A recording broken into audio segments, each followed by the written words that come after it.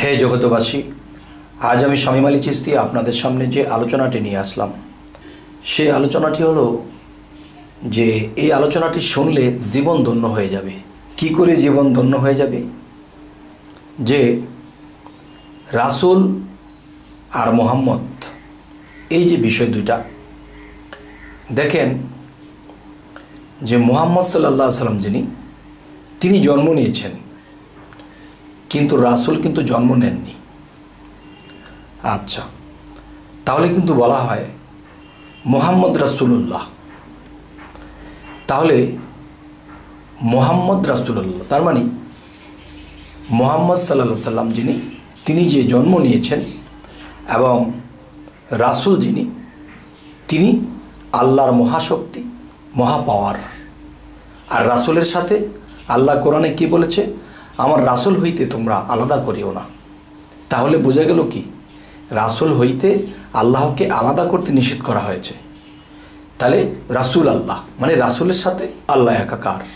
দুই মিলে যদি একাকার হয় তাহলে দুটি মিলে একটি। তাহলে মুহাম্মদ রাসূল।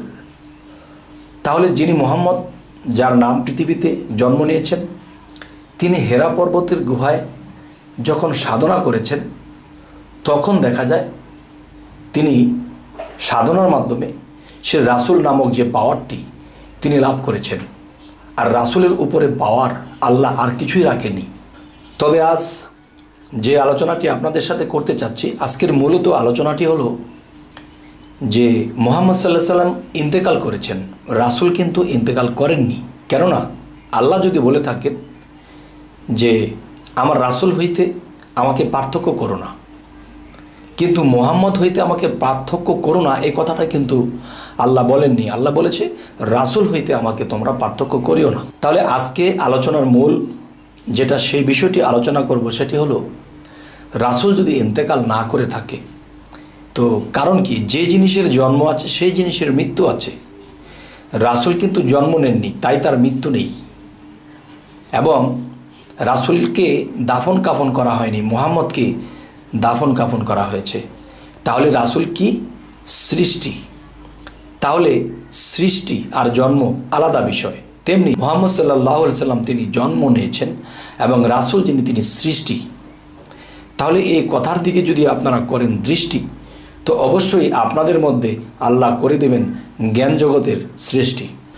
তো এখন বিষয় হলো, রাসূলের যদি মৃত্যু না হয়ে থাকে তাহলে সেই রাসূল এখন কোথায়? শরীয়ত, তরিকত, হাকিকত, মারেফত, এর মধ্যে শরীয়ত দিয়ে যদি আমরা বিচার করতে যাই তাহলে রাসূল বর্তমান কোথায় আছে আমরা ইহকালেও আমরা এটার খবর পাবো না। তাহলে শুধু শরীয়ত যারা করবে, শুধু শরীয়তের ইবাদতে কখনোই রাসূলকে পাবে না। রাসূল কোথায় কিভাবে আছে? আচ্ছা, একটি কথা আছে, আউয়াল, আখের, জাহের, বাতেন, এই চারো জায়গায় রাসূল আছেন। তাহলে আউয়াল শব্দের অর্থ আগে, আউয়াল অর্থ আগে ছিল, আখের পরে থাকবে, জাহের বর্তমান আছে, বাতিন গোপনেও রাসূল আছে।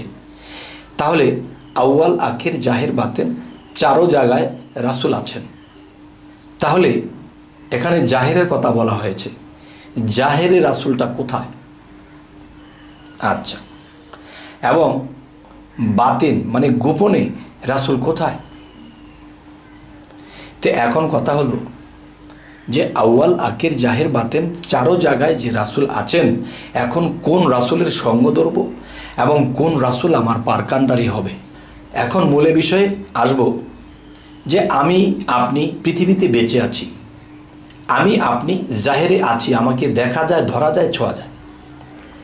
তেমন করে বাতিনি রাসূল তার রূপ স্বরূপ কি? মানুষের স্বরূপ। তাহলে যে জাহেরে আমার মুর্শিদ তিনি মানব স্রোত, যে তাওহীদেরই মুর্শিদ আমার মুহাম্মদের নাম। তো এখন কি বুঝবো? এখন যেটা বুঝবো সেটা হলো মুর্শিদ রূপে রাসূল আছে, জাহেরে যাকে দেখতে পাই। এবার জাহেরে রাসূলকে যখন আমি ধরব তখন আমি বাতিনের রাসূলকে লাভ করতে পারবো। বাতিনের রাসূলটা কি? সেটা মুর্শিদের মধ্যে তো আছেই, আপনার মাঝেও আছে, সেটা লুকিয়ে আছে। সেটা লুকিয়ে আছে কীরকম? যেমন আমরা দুধ খাই, বাচ্চাকালে দুধ খেয়ে বড় হয়েছি, এখনও খাই, কিন্তু এই দুধের মধ্যে ঘি কি করে লুকিয়ে আছে, মাখন কি করে লুকিয়ে আছে, ঠিক আমাদের মানব দেহের ভিতরে রাসূল যে বাতিনির রাসূল, তিনি আমাদের মধ্যে সেই দুধের মধ্যে মাখন রূপে কিংবা ঘি রূপে লুকিয়ে আছে। তো এখন আমি যে কথাটি বলতে চাইছি যে আমার মধ্যে যদি লুকিয়ে রাসূল থাকে, তাহলে তাকে আমি কি করে দেখব, কি করে পাব? আচ্ছা, এখন কি করে দেখব, কি করে পাব, সেই সাবজেক্টে একটু পরে যাই। এখন যে সাবজেক্টটি, সেটি হলো যে 1400 বছর আগে যিনি রাসূল মুহাম্মদ রূপে ছিলেন, তাহলে সেই রাসূল বেলায়েতের যুগে মুর্শিদ রূপে এলেন এবং যারা বিশ্বাস ভক্তি করে, আল্লাহর সাধনা করে, তারা খুব নিকটেই পেলেন। সেই বাতিনের রাসূল, যে গোপনের রাসূল আপনার মধ্যে আমার মধ্যে আছে, বিশাল এক পর্দা দিয়ে আছে, তাকে বাহ্যিক চক্ষু দিয়ে আমরা দেখতেছি না। যাই হোক, দেখি না, কিন্তু অনুভব করছি আমার মধ্যে রাসূল কোথায় কিভাবে মিশ্রিত হয়ে আছে। তো একটি কথা আপনাদেরকে ইঙ্গিত করব, হযরত ঈসা আলাইহিস সালাম তিনি আল্লাহর একজন পছন্দের নবী ছিলেন, শ্রেষ্ঠ নবীদের মধ্যে তিনি একজন ছিলেন। তিনি 12 জন সাহাবাকে যখন বিদায় দেবে, তারা যখন নিকটে ছিল, তখন কিন্তু বলেছে সাহাবাগণ যে, হে ঈসা মহসী, আমাদের কোনো প্রয়োজন, আমাদের কোনো জ্ঞানের প্রয়োজন হইলে আপনার কাছে জিজ্ঞাসা করি, তখন আপনি আমাদেরকে বলে দেন, তখন আমরা সেই মতে কাজ করি। কিন্তু আমাদেরকে যেখানে পাঠিয়ে দিচ্ছেন, তখন আমাদের যদি জ্ঞানের প্রয়োজন হয়, আমাদের কোনো কিছু বোঝার প্রয়োজন হয়, তাহলে আমরা কি করে এটা বুঝব? তখন ঈসা আলাইহিস সালাম কি বলেছিলেন? তিনি বলেছিলেন, যাও, তোমাদের আত্মা তোমাদেরকে বলে দেবে। তখন ঠিকই তাই হলো, সেই আত্মা তাকে বলে দেয়, সে সেই মতে কাজ করে। তো এখন আমরা বলবো, হযরত মুহাম্মদ সাল্লাল্লাহু আলাইহি সাল্লাম যিনি জন্ম নিয়েছিলেন পৃথিবীতে, তিনি মুহাম্মদ, আর যিনি মুহাম্মদ রূপে মুহাম্মদের মধ্যে মিশেছিল, তিনি হলেন রাসূল। তাহলে সেই রাসূল বাতিনে একজন মুর্শিদের ভিতরে আছে এবং বাহিরের রূপেও আছে। এখন আমার মধ্যে সেই রাসূল চাপা খেয়ে আছে, দুধের মধ্যে মিশে আছে। আমরা শুধু দুধ খাই, আর দুধ তো শিশুদের খাদ্য। এখন দুধ খাই বলে এখন আমরা সেই রাসূলের খবর পাই না। তো আমি যে ইঙ্গিতটি করব আজকে, সেটি হলো, রাসূল আপনাকে আমাকে সর্বদা 24 ঘন্টা ভালো কাজের পরামর্শ দিচ্ছে, ভালো কাজের রাস্তা দেখাচ্ছে, কিন্তু আমরা সেটা মানি না।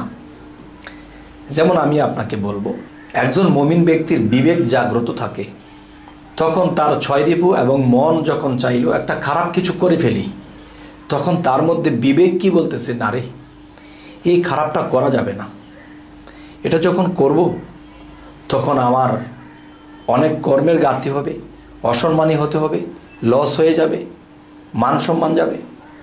তখন 6 রিপু মনের সাথে মিশে বলতেছে, আরে করে ফেল, কি হবে? যার ভিতরে বিবেকের শক্তি কম, তখন সে খারাপটি করে ফেলে। যখন সে খারাপটি করে ফেলে, তখন সে যখন আটকা পড়ে গেল, তখন সে যখন লাঞ্ছিত বঞ্চিত হলো, তখন নীরব এক জায়গায় বসে, তখন বিবেক যখন কাঁদে, তখন কি হয়, যে সেই ব্যক্তির চোখে পানির প্রকাশ দেখা যায়। তাই কে যেন কাঁদে, আমার চোখে পানি ঝরে। তাহলে কে কাঁদে? সেই রাসূল, সেই বিবেকে মিশে আছে যার, তখন বিবেকের মধ্যে বসে রাসূল যখন কাঁদে, তখন আমার চোখে পানির প্রকাশ দেখা যায়।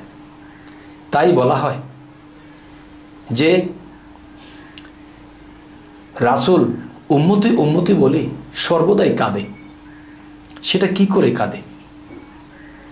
একজন মুর্শিদ যখন দেখে তার ভক্ত আল্লাহর পথে নেই, কুপথে চলে গেছে, খারাপ পথে চলে গেছে, তখন সেই মুর্শিদের ভিতরে যখন বিবেকে মিশ্রণ হয়ে সেই বিবেকের মধ্যে বসে যখন রাসূল কাঁদে, তখন মুর্শিদের চোখে পানির প্রভাব দেখা যায়, পানি ভাসতেছে দেখা যায়, পানি ঝরতেছে দেখা যায়। তাই বলা হয় সে যখন কাঁদে তখন আমার চোখে অশ্রু ঝরে। সে কে? সে বিবেকে মিশ্রণ হইয়া সে বাতিনের রাসূল আমাকে যখন বলেছিল এই কাজটি করিস না, এই কাজটি করলে তোমার খারাপ হবে, পাপ হবে, তুমি লাঞ্ছিত বঞ্চিত হবা, কিন্তু ছয় রিপু এবং মনের চাহিদা পূরণের জন্য আমি সেটি করে ফেলেছি। কেন? আমার বিবেকে মিশ্রণ হয়ে সেই রাসূল বারবার কাঁদতেছিল আর অনুরোধ করতেছিল এটা করিস নি, কিন্তু আমি বুঝতে পারছি যে কাজটি করলে আমার ক্ষতি হবে, আমার ভালো কিছু হবে না, তবু আমি তার কথা মানিনি। তাই বলা হয় হাদিসগুলোতে ক্লিয়ার করে কথাগুলো বলেনি যে রাসূল কিয়ামত পর্যন্ত কাঁদবে। আমাদের জন্ম হইতে মৃত্যু পর্যন্ত, যেদিন আমার মৃত্যু হবে সেদিনই আমার কিয়ামত, তাকে রোজ কিয়ামত বলা হয়। তো ততদিন পর্যন্ত আমার বিবেকে মিশে রাসূল কেঁদে কেঁদে বলে এটা করিস না, সেটা করিস না, করলে তোমার শাফায়াত আমি করতে পারবো না। তখন কি হয়? তখন আমি খারাপটাই করে ফেলেছি। তখন রাসূল যখন কাঁদে বিবেকে মিশে, তখন আমার চোখে পানি ঝরে আর বলি কেন এটা করলাম? আমার মন এটা চেয়েছিল করতে, আমার বিবেক তো নিষেধ করেছিল। তাহলে বোঝা গেল কি? আমার বিবেকে মিশ্রণ হয়ে সে রাসূল আজও কাঁদে। হে জগৎবাসী, আজকের পর থেকে আমরা মনের কথায় কাজ করব না, আমরা বিবেকের কথায়, সূক্ষ্ম জ্ঞানের কথায় কাজ করব। তবেই আমরা সেই রাসূলের শাফায়াত পেয়ে যাব, আমরা একদিন পরপারে পার হয়ে যেতে পারব। তবে হে জগৎবাসী, আজকের এই আলোচনা এই জন্যই করলাম যে মন বড় বেহায়া, মন ছয় রিপুর সাথে সবসময় তাল মিলায়।